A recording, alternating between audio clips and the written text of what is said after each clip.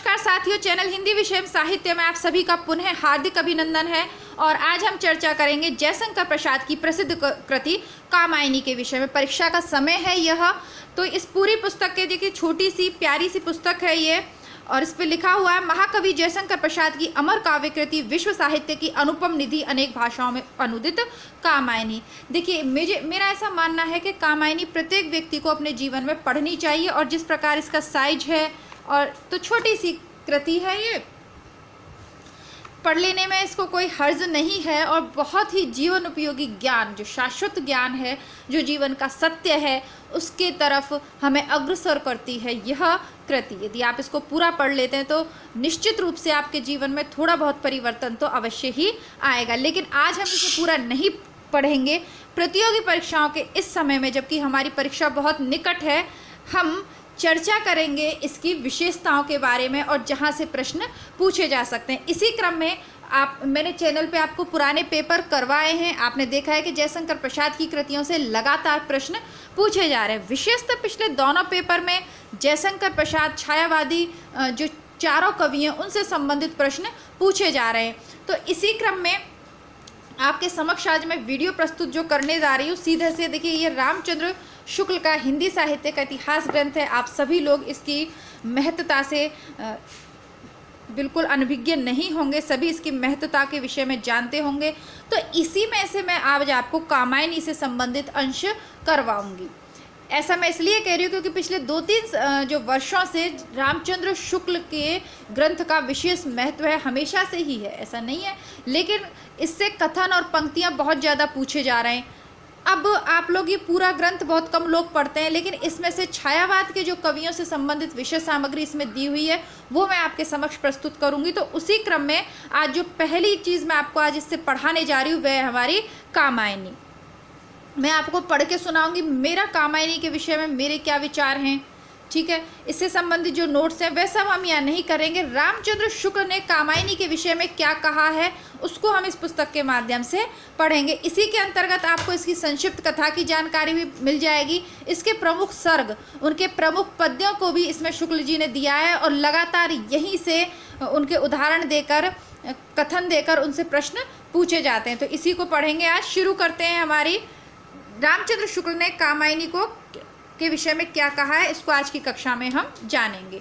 तो जयशंकर प्रसाद का भी मैं पढ़ा दूंगी, पंत, निराला और महादेवी वर्मा, इन चारों से संबंधित शुक्ल ने जो कुछ भी कहा है उसको तो मैं पढ़ा ही दूंगी, लेकिन आज सिर्फ कामायनी पर ध्यान केंद्रित करते हुए हम यहाँ से शुरू करते हैं। किसी एक विशाल भावना को रूप देने की ओर भी अंत में प्रसाद जी ने ध्यान लगाया, जिसका परिणाम है कामायनी। इसमें उन्होंने अपने प्रिय आनंद की प्रतिष्ठा, दार्शनिकता के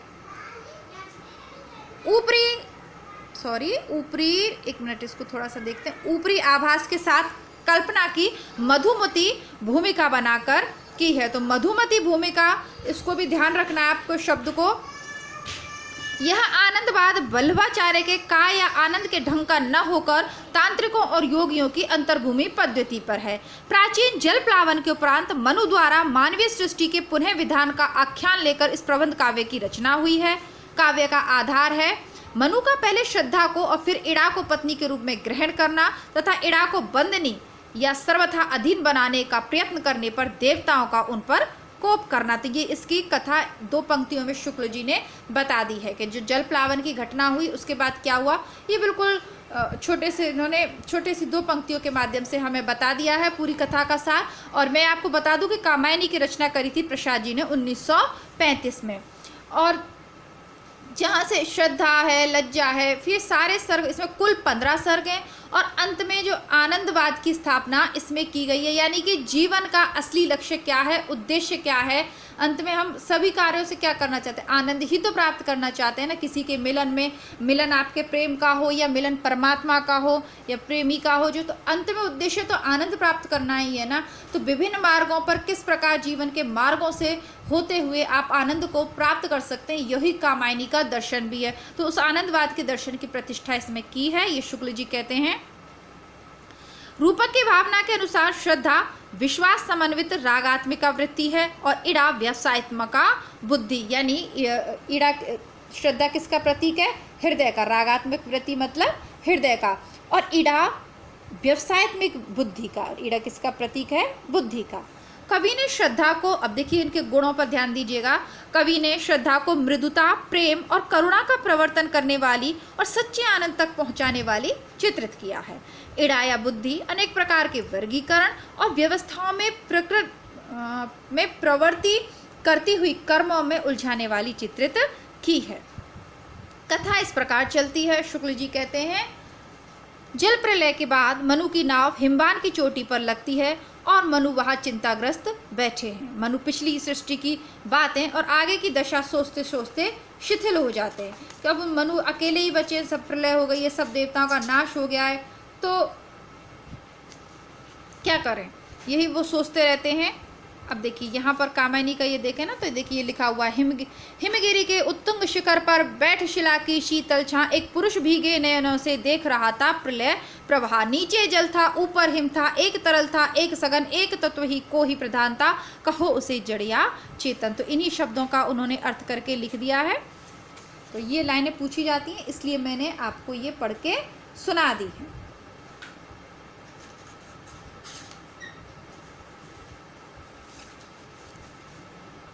आगे देखते हैं। यह चिंता बुद्धि, मति या मनीषा का ही रूप कही गई है, जिससे आरंभ में ही बुद्धिवाद के विरोध का किंचित आभास मिल जाता है। धीरे धीरे आशा का रमणीय उद्भव होता है और श्रद्धा की मनु से भेंट होती है। श्रद्धा के साथ, मतलब श्रद्धा अब उनको मिल गई है, श्रद्धा के साथ मनु कुछ समय तक शांतिपूर्वक रहते हैं। पूर्व संस्कारवश कर्म की ओर फिर मनु की प्रवृत्ति होती है। आसुरी प्रेरणा से पशु हिंसापूर्ण काम करने लगते हैं, जिससे श्रद्धा को विरक्ति होती है। वह यह देखकर दुखी होती है कि मनु अपने ही सुख की भावना में मग्न होते जा रहे हैं और उनके हृदय में सुख के सब प्राणियों में प्रसार का लक्ष्य नहीं जग रहा है, जिससे मानवता का नूतन विकास होगा। मनु चाहते हैं कि श्रद्धा का सारा सद्भाव, सारा प्रेम एकमात्र उन्हीं पर स्थिर रहे, तिनक तनिक भी इधर उधर बटने ना पाए। इससे जब वह ये देखते हैं कि श्रद्धा पशुओं के बच्चों को प्रेम से पुचकारती है और अपनी गर्भस्थ संतति की सुख क्रीड़ा का आयोजन करती है, तब उनके मन में ईर्ष्या होती है और उसे हिमालय की उसी गुफा में छोड़कर अपनी सुख वासना के लिए चल देते हैं। अब देखिए, इसमें एक बात आप ये ध्यान रखिएगा कि जो श्रद्धा का जो नायक है ना मनु, वह कोई उस जैसा हमारे पारंपरिक जो नायक दिखाए जाते हैं ना हमारे काव्यों में, महाकाव्यों में, धीरोदात्त, उस तरीके का नायक नहीं, एक सामान्य मनुष्य के रूप में ही मनु को यहाँ पे चित्रण किया गया है। अब वो कुछ समय बाद क्या होता है कि श्रद्धा प्रेग्नेंट हो जाती है, तो वो अपना ध्यान रखती हैं, क्योंकि मनु हिंसक वृत्तियों की ओर अग्रसर होते हैं। श्रद्धा को ये बात अच्छी नहीं लगती, तो वो अपना ध्यान थोड़ा सा हटा लेती है और पशुओं के जो बच्चे होते हैं छोटे, उनसे प्रेम करने लगती है। आने वाली संतान, देखिए स्त्री के जीवन में माँ बनना एक सुखद घटना है और महत्वपूर्ण घटना है, तो वो उसमें लग जाती है। लेकिन मनु इस बात से ईर्ष्या करते हैं और वो श्रद्धा को छोड़ के चले जाते हैं। मनु उजड़े हुए सारस्वत प्रदेश में उतरते हैं, जहाँ कभी श्रद्धा से हीन होकर सुर और असुर लड़े थे, इंद्र की विजय हुई थी। वे खिन्न होकर सोचते हैं, क्या मैं भी उन्हीं के समान श्रद्धाहीन हो रहा हूँ। इसी के बीच में अंतरिक्ष से काम की अभिशापमयी वाणी सुनाई पड़ती है। इसको सुनाने से पहले देखिए, एक ये मैं आपको पढ़ के सुनाना चाहूँगी श्लोक, क्योंकि ये बार बार ये दोहा पूछा जाता है, दोहा कह रही हूँ मैं, ये पद्य पूछा जाता है।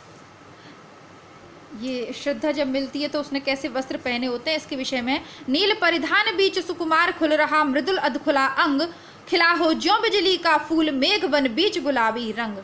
तो ये बहुत पूछा जाता है, उपमा अलंकार का उदाहरण है। तो ये मैंने आपको पढ़ के सुना दिया। आगे देखते हैं।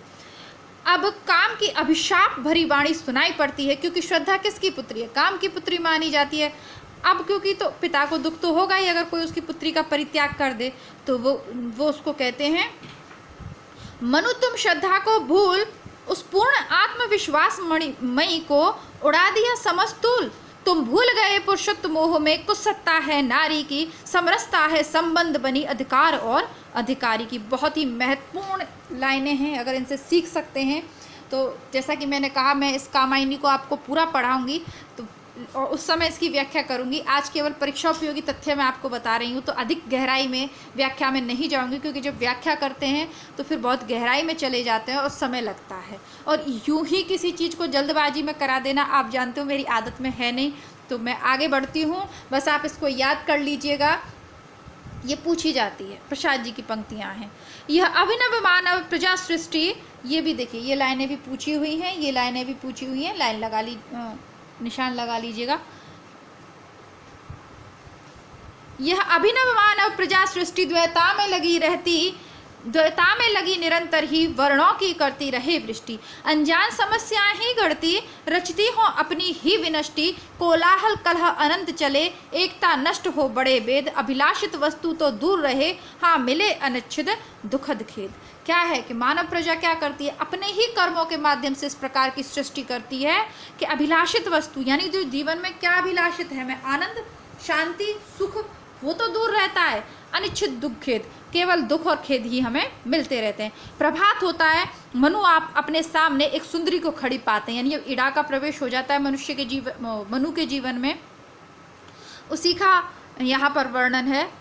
बिखरे अलके ज्यों तर्क जाल, यह विश्व मुकुट सा उज्ज्वल तम शिखंड सदृश्य सा स्पष्ट भाल। गुंजरित मधुप से मुकुल सदृश्य भय आनंद जिसमें भरा गान। वक्षस्थल पर एकत्र धरे संस्कृति के सब ज्ञान था। एक हाथ में कर्म कलश वसुधा जीवन रस सार लिए, दूसरा विचारों के नभ को था मधुर अभय अवलंबन दिए। ये श्लोक मैं आपको पढ़ के इसलिए सुनाई जाती हूँ क्योंकि ये एज इट इज पूछे जाते हैं परीक्षा में।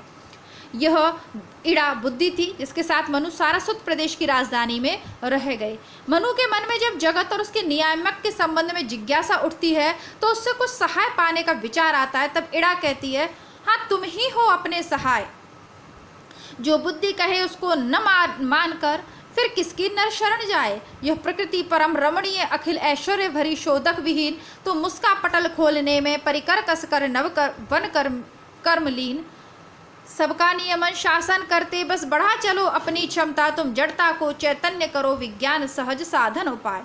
मनु वहाँ इड़ा के साथ प्रजा के शासन की पूरी व्यवस्था करते हैं। नगर की श्रीवृद्धि होती है, प्रकृति बुद्धि बल से वश में की जाती है, खेती धूमधाम से होने लगती है, अनेक प्रकार के उद्योग धंधे खड़े होते हैं, धातुओं के नए नए अस्त्र शस्त्र बनते हैं। मनु अनेक प्रकार के नियम प्रचलित करके जनता का वर्णों या वर्गों में विभाग करके लोक का संचालन करते हैं। अहम का भाव जोर पकड़ता है, वे अपने को स्वतंत्र नियामक और प्रजापति मानकर सब नियमों से परे रहना चाहते हैं। उन्हें नियमों के पालन की सलाह देती है पर वे नहीं मानते। इड़ा खिन्न होकर चला जाना चाहती है। अब क्या है, इड़ा के साथ वो उस प्रदेश के राजा जहाँ की रानी है ना, सारस्वत प्रदेश की इड़ा, तो वो वहाँ पे मतलब राजा बन जाते हैं, वापस से सब कुछ हो जाता है। और तो क्या होता है, मनु के मन में अहंकार आ जाता है। अब वो इड़ा को कुछ समझते ही नहीं है, पर मनु अपना अधिकार जताते हुए पकड़ के रखते हैं। पकड़ते ही द्वार गिर पड़ता है। प्रजा जो मनु के दुर्व्यवहारों से शुद्ध होकर राजभवन घेरे थी, भीतर घुस पड़ती है। देव शक्तियां भी कुपित हो उठती हैं। शिव का तीसरा नेत्र खुल जाता है, प्रजा का रोष बढ़ता है। मनु युद्ध करते हैं और मूर्छित होकर गिर पड़ते हैं। उधर श्रद्धा इस प्रकार के विप्लव का भयंकर स्वप्न देखकर अपने कुमार, अब उसके लड़का हो चुका है, को लेकर मनु को ढूंढती हुई वहां पहुंचती है। मनु से देखकर क्षोभ और पश्चाताप से भर जाते हैं। फिर उन सुंदर दिनों को याद करते हैं जब श्रद्धा के मिलने से उनका जीवन सुंदर और प्रफुल्ल हो गया था। जो जगत पीड़ा और हलचल से व्यथित था, वही विश्वास से पूर्ण, शांत, उज्जवल और मंगलमय बन गया था।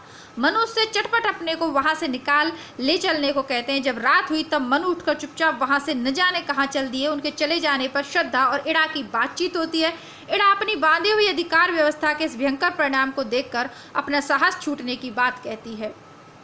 यानी कि जैसे पूर्व में ही कह दिया है कि मनुष्य क्या करता है, शांति से नहीं रहता, दिन प्रतिदिन अपनी इच्छाओं को, कामनाओं को बढ़ाते जाता है और उसी के ताप में स्वयं को तपता चला जाता है। और क्या होता है, जीवन दुखों से भर जाता है। यदि हम अपनी कामनाओं को, अपनी इच्छाओं को कंट्रोल कर लें, कम में जीना सीख लें या सादा जीवन उच्च विचार को अपना लें, किसी से हमारी प्रतिद्वंद्विता नहीं हो, तो क्या जीवन में कोई प्रॉब्लम हो सकती है। मैं भौतिक परेशानियों की बात नहीं कर रही हूँ, लेकिन मानसिक रूप से हम शांति से रहें। लेकिन ऐसा होता नहीं है। किसी दूसरे के सुंदर घर को देखकर हम उससे बड़ा घर बनाना चाहते हैं। अपने किसी रिश्तेदार की तरक्की को देखकर हम उसी की तरह तरक्की करना चाहते हैं। किसी भी व्यक्ति से आकृष्ट होकर हम उसी की तरह बनना चाहते हैं। उसकी तरह बनने में हम अपने आप को भी खो देते हैं। परिणाम क्या होता है, दुख, व्यथा।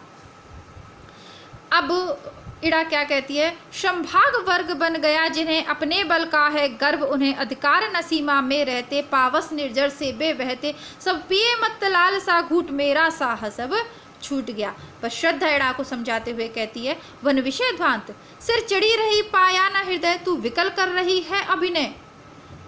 बुद्धि का प्रतीक है इड़ा, इसलिए श्रद्धा उसे कहती है, सुख दुख की मधुमेह धूप छां, तूने छोड़ी यह सरल रहा, चेतनता का भौतिक विभाग कर, जग को बांट दिया विराग। चितिका यह स्वरूप, यह नित्य जगत, यह रूप बदलता है शत शत, कण विरह मिलन मय नृत्य निरत, उल्लासपूर्ण आनंद सतत। अंत में श्रद्धा अपने कुमार को इड़ा के हाथों में सौंप मनु को ढूंढने निकलती है और उसने सरस्वती तट पर एक गुफा में पाया उसको, यानी मिला। मनु उस समय आंखें बंद किए चित्त शक्ति का अंतर्नाश सुन रहे थे, ज्योतिर्मय पुरुष का आभास पा रहे थे, अखिल विश्व के बीच नटराज का नृत्य देख रहे थे। श्रद्धा को देखते ही हतचेत पुकार उठे, श्रद्धे उन चरणों तक ले चल, यानी शिव के चरणों तक। श्रद्धा आगे आगे, जैसा कि शैव दर्शन का प्रतिपादन कामायनी में किया है प्रसाद जी ने, श्रद्धा आगे आगे और मनु पीछे पीछे हिमालय पर चलते चले जाते हैं, यहाँ तक कि वे एक ऐसे महादेश में अपने को पाते हैं जहाँ वे निराधार ठहरे जान पड़ते हैं। यहाँ तक कि वे ऐसे हम पढ़ चुके हैं, भूमंडल की रेखा का कहीं पता नहीं, यहाँ अब कभी पूरे रहस्यदर्शी का बाना धारण करता है और मन के भीतर एक नई चेतना, इस चेतना से भिन्न का उदय बतलाता है। अब मनु को त्रिदिक, विश्व और त्रिभुवन के प्रतिनिधि अलग अलग 3 आलोक बिंदु दिखाई पड़ते हैं जो इच्छा, ज्ञान और क्रिया के केंद्र हैं। श्रद्धा एक एक कर रहस्य समझाती है। रहस्य सर्ग है, इसमें ये सारे सर्गों के नाम है। इच्छा सर्ग, देखिए ना, ज्ञान भिन्न कुछ है ना, ज्ञान अर्थ कुछ, क्रिया भिन्न है ना, तो इस तरीके की पंक्तियां हैं, वहाँ पर आपको मिल जाएंगी। इस पहले इच्छा का मधु मादकता और अंगड़ाई वाला माया राज्य है, जो रागारूढ़ उषा के कंदुक सा सुंदर है, जिसमें शब्द, स्पर्श, रूप, रस, गंध की पारदर्शनी पुतलियां रंग बिरंगी तितलियों के समान नाच रही हैं। यहाँ चलचित्रों की संस्कृति छाया चारों ओर घूम रही है और आलोक बिंदु को घेर कर बैठी हुई मुस्कुरा रही है। यहाँ चिर बसंत का उद्गम भी है और एक और पतझड़ भी, अर्थात सुख दुख एक सूत्र में बंधे हैं। यहीं पर मनोमय विश्व रागारूढ़ चेतना की उपासना कर रहा है। फिर कर्म का श्यामल लोक सामने आता है, यानी कि इच्छा। देखिए, ये उनके जो सर्ग दिए हैं उनका शुक्ल जी ने विस्तार बताया है। यहाँ पे रहस्य सर्ग है, वहाँ पे ये आपको मिल जाएगा। फिर कर्म का श्यामल लोक सामने आता है, जो धुएं सा धुंधला है, जहाँ क्षण भर विश्राम नहीं और संघर्ष और विफलता का कोलाहल रहता है। आकांक्षा की तीव्र पिपासा बनी रहती है, भाव राष्ट्र के नियम दंड बने हुए हैं, सारा समाज मतवाला हो रहा है। सबके पीछे ज्ञान क्षेत्र आता है, जहाँ सदा बुद्धि चक्र चलता रहता है, सुख दुख से उदासीनता रहती है। यहाँ के निरंकुश अणु तर्क युक्ति से अस्ति नास्ति का भेद करते रहते हैं और निस्संग होकर भी मनुष्य से संबंध जोड़े रहते हैं। यहाँ केवल प्राप्य मिलता है, तृप्ति नहीं। जीवन रस अछूता छोड़ा रहता है, जिसमें बहुत सा इकट्ठा होकर एक साथ मिले, इससे तृषा ही तृषा दिखाई पड़ती है ना, प्यासी प्यास, इच्छाएं बढ़ती जाती हुई दिखाई देती हैं। अंत में इन तीनों ज्योतिर्मय बंधुओं को दिखाकर श्रद्धा कहती है कि यही त्रिपुर है, जिसमें इच्छा, कर्म और ज्ञान एक दूसरे से अलग अलग अपने केंद्र आप ही बने हुए हैं। इनका परस्पर न मिलना ही जीवन की असली विडंबना है। ज्ञान अलग पड़ा है, कर्म अलग, अतः इच्छा पूरी कैसे हो? ज्ञान अर्थ कुछ क्रिया भिन्न है, इच्छा पूरी कैसे हो मन की, ये इसमें श्लोक भी है। यह कहकर श्रद्धा मुस्कुराती है, जिससे ज्योति की एक रेखा तीनों में दौड़ जाती है और चट तीनों एक में मिलकर प्रज्वलित हो उठते हैं। सारे विश्व में श्रृंग और डमरू का निनाद फैल जाता है। उस अनाहत नाद में मनु लीन हो जाता है। अर्थात कहने का तात्पर्य यह है कि जहाँ ज्ञान, क्रिया और बुद्धि, ज्ञान, कर्म, क्रिया, बुद्धि, ये सब एक जब मिल जाते हैं, तब क्या होता है, जब आप सभी चीज़ों में सामंजस्य स्थापित कर लेते हो योग मार्ग पे चल के, तो अनहद नाद आपको सुनाई पड़ता है ना। जैसे शुरू में वो कह आए हैं कि ये योगियों वाला है, उस पर आधारित है, अनहद नाद पे। इस रहस्य को पार करने में फिर आनंद भूमि दिखाई गई है। वहाँ इड़ा भी कुमार को लिए अंत में पहुँचती और देखती है कि पुरुष पुरातन प्रकृति से मिला हुआ अपनी ही शक्ति से लहरें मारता हुआ आनंद सागर सा उमड़ रहा है। यह सब देख इड़ा श्रद्धा के प्रति अपनी कृतज्ञता प्रकट करती हुई कहती है, मैं अब समझ गई कि मुझ में कुछ भी समझ नहीं थी, व्यर्थ लोगों को भुलाया करती थी, यही मेरा काम है। फिर मनु कैलाश की ओर दिखाकर उस आनंद लोक का वर्णन करते हैं जहाँ पाप ताप कुछ भी नहीं है, सब समरस है, अभेद में भेद वाले प्रसिद्ध का कथन करके कहते हैं। अभेद में भेद है ना, देखिए अद्वैतवाद दर्शन का यहाँ पर आभास हमें दिया है ना। तो काफ़ी सारी चीज़ें हैं कामायनी में समझने को, व्याख्या करने को। तो कई बार मतलब बीच बीच में ऐसा मेरा मन करता है थोड़ी सी व्याख्या मैं आपको करूँ, फिर मुझे लगता है कि उससे फ़ायदा नहीं होगा, वह श्लोक के माध्यम से ही मैं आपको समझाऊंगी। देखते हैं, अपने सुख दुख से पुलकित या मूर्त विश्व सचराचर चितिका विराट बपु मंगल ये सत्य सतत चिर सुंदर। अंत में प्रसाद जी वह प्रकृति के सारे सुख भोग कांति दीप्ति की सामग्री जुटाकर लीन हो जाते हैं। वे ही वलरियां पराग मधु मकरंद अप्सराएं बनी हुई रश्मियां। यह काव्य बड़ी विशद कल्पनाओं और मार्मिक उक्तियों से पूर्ण है। देखिए ये जो मैं आपसे कह रही हूँ वो यही है, ठीक है। अब इसको ध्यानपूर्वक पढ़ना है। एज इट इज़ लाइनें पूछी जाएंगी कि ये किस रचना के बारे में कहा है, किस लेखक ने कहा है। यह काव्य अर्थात कामायनी बड़ी विशद कल्पनाओं, यानी कि हम और बहुत बड़ी बड़ी कल्पनाएं इसमें की गई हैं, यही तो इसकी खासियत है, और मार्मिक उक्तियों से पूर्ण है। इसका विचारात्मक आधार या अर्थभूमि केवल इतनी ही है कि श्रद्धा या विश्वासमयी रागात्मक वृत्ति ही मनुष्य को इस जीवन में शांति में आनंद का अनुभव और चारों ओर प्रसार करती हुई कल्याणकारी मार्ग पर ले चलती है और निर्विशेष आनंद धाम तक पहुंचाती है। इड़ा या बुद्धि मनुष्य को सदा चंचल रखती है। अनेक प्रकार के तर्क वितर्क होता है ना, हम अपनी बुद्धि के चक्कर में पड़ के क्या करते हैं, तर्क वितर्क और निर्मम कर्म जाल में फंसाए रहती है और तृप्ति या संतोष के आनंद से दूर रखती है। अंत में पहुंचकर कवि ने इच्छा कर्म और ज्ञान के सामंजस्य पर, तीनों के मेल पर जोर दिया है। एक दूसरे से अलग रहने पर जीवन में विषमता आती है। ज्ञान भी जरूरी है और जीवन में कर्म भी जरूरी है। जिस समन्वय का पक्ष कवि ने अंत में सामने रखा है उसका निर्वाह रहस्यवाद की प्रवृत्ति के कारण काव्य के भीतर नहीं होने पाया है। पहले कवि ने कर्म को बुद्धि या ज्ञान की प्रवृत्ति के रूप में दिखाया है, फिर अंत में कर्म और ज्ञान के बिंदुओं को अलग अलग रखा। पीछे आया हुआ ज्ञान भी बुद्धि व्यवसायत्मक ज्ञान ही है। यह बात सदा चलता है बुद्धि चक्र से स्पष्ट है। जहाँ रागारूढ़ कंदुक सा भावमयी प्रतिभा मंदिर इच्छा बिंदु मिलता है, वहां पर इच्छा रागात्मिक वृत्ति के अंतर्गत है। अतिरति काम से उत्पन्न श्रद्धा की ही प्रवृत्ति ठहरती है, पर श्रद्धा उससे अलग क्या तीनों बिंदुओं से परे रखी गई है। रहस्यवाद की परंपरा में चेतना से असंतुष्ट की रूढ़ी आज चली रही है और प्रसाद जी काव्य के आरंभ में ही चिंता के अंतर्गत कहते हैं, मनु का मन था विकल हो उठा संवेदन से खाकर चोट। संवेदन जीवन जगती को जो कटुता से देता घोंट। संवेदन का ही और हृदय का यह संघर्ष न हो सकता, फिर अभाव असफलताओं की गाथा कौन कहाँ बकता। इन पंक्तियों में तो संवेदन बोध वृत्ति के अर्थ में व्यवहृत जान पड़ता है, क्योंकि सुख दुख की अनुभूति के अर्थ में ले तो हृदय के साथ उसका संघर्ष कैसा। बोध के एक देशीय अर्थ में भी हम संवेदन को लें तो भी उसे भावभूमि से खारिज नहीं कर सकते। प्रत्येक भाव का प्रथम अवयव विषयबोध ही होता है। स्वप्न दशा में भी जिसका रहस्य क्षेत्र में कड़ा महात्म्य में यह विषयबोध रहता है। श्रद्धा जिस करुणा दया आदि की प्रवृत्तिका कही गई है उसमें दूसरों की पीड़ा का बोध मिला रहता है। आगे चलकर यह संवेदन शब्द अपने वास्तविक या अवास्तविक दुख पर कष्टानुभव के क्षेत्र में आया। मनु की बिगड़ी हुई प्रजा उनसे कहती है, हम संवेदनशील हो चले यही मिला सुख, कष्ट समझने लगे बनाकर निज कृत्रिम दुख। मतलब यह है कि अपनी किसी स्थिति को लेकर दुख का अनुभव करना ही संवेदन है। दुख को पास न फटकने देना, अपनी मौज में मधुमकरंद में मस्त रहना ही वांछनीय स्थिति है। असंतोष से उत्पन्न अवास्तविक कष्ट कल्पना के दुखानुभव के अर्थ में ही शब्द को जकड़ रखना भी व्यर्थ प्रयास कहा जाएगा। श्रद्धा जिस करुणा दया आदि की प्रवृत्ति का कही गई है वह दूसरों की पीड़ा का संवेदन ही तो है।